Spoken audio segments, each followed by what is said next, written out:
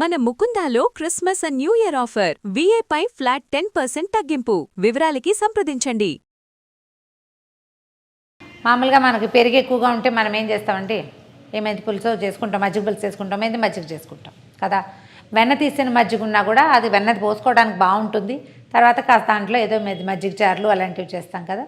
ఈ వెన్న తీసిన మజ్జిగ కనుక ఉంటే కొంచెం అది కాస్త కనుక పులిస్తే దాంతో జంతికలు చేసుకోవచ్చు.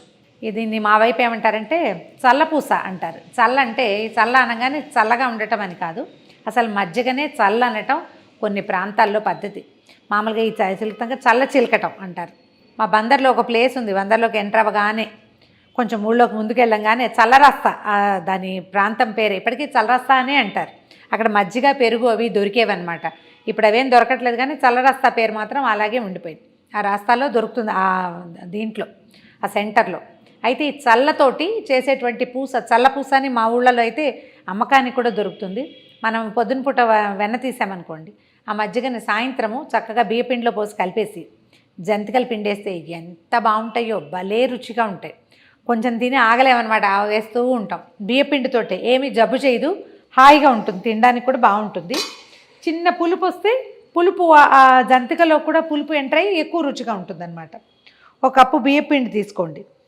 దీనికి ఏంటంటే దీనికి సరిపడా ఉప్పు, కారం. ఎక్కువ ఇందులో మళ్ళీ వ్యవహారాలు ఏం లేవు, కాచిన నూనె పోయటాలు అవి ఏమీ చేయమండి. ఎందుకంటే మనం ఇందులో వేసే వెన్న మజ్జిగలో ఎంతో కొంత వెన్న ఉంటుంది.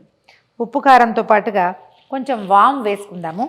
కొన్ని చోట్ల నువ్వులు వేస్తారు, వాము చాలా మంచిది. ఈ మజ్జిగ వల్ల ఏదైనా చిన్నగా గొంతులోకి రావడం, తేన్పు రావడం లాంటి లక్షణం ఉంటే అది పోతుందన్నమాట. వాముని కొంచెం నలిపి వేసేద్దాము.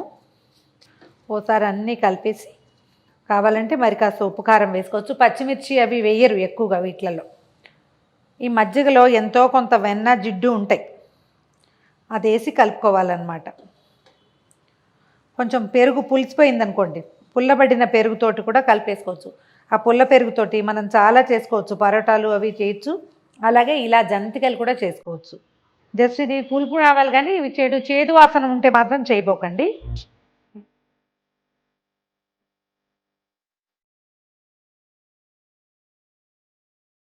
దీనికి స్టాండింగ్ పీరియడ్ అది ఏం అక్కర్లేదండి, అంటే వెయిట్ చేయాల్సిన పని లేదు. కలుపుకోవటం, వేసుకోవటం చేసేయచ్చు. స్టవ్ వెలిగించి ఒక మూకుడు నూనె పోసి పెట్టుకుందాము. పల్లి నూనె, సన్ఫ్లవర్ ఆయిల్ మీ అలవాటుని బట్టి ఏ నూనె కుదిరితే ఆ నూనె పెట్టుకోండి. హైలో పెడితే అది కాగుతూ ఉంటుంది.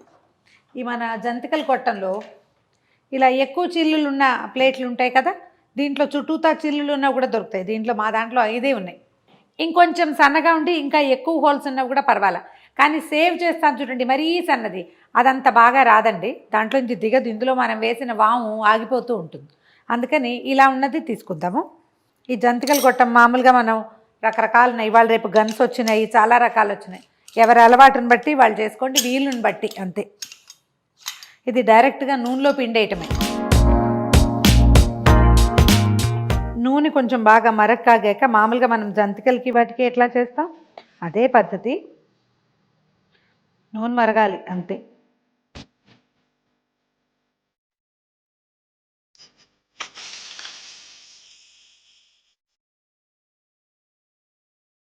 ఈ నురుగు తగ్గేదాకా అందులో ఏమి అంటే ప్లేట్లు అవి పెట్టద్దు. నురుగు తగ్గిపోతే పైకి తేలిపోతుంది అన్నమాట.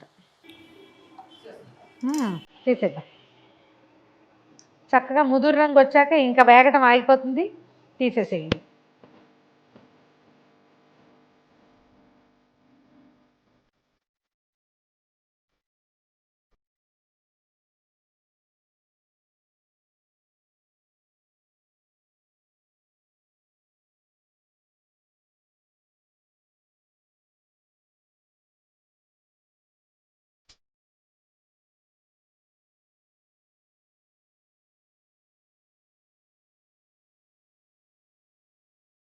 కమ్మని చల్లపూస రెడీగా ఉంది. చిన్న చిన్న మార్పులతోటి మీకు కావాల్సిన చాయిస్ ప్రకారం చేసేసుకోవచ్చు. ట్రై చేసి చూడండి. ఈ వీడియో కనుక మీకు నచ్చినట్టయితే లైక్ చేయండి, షేర్ చేయండి.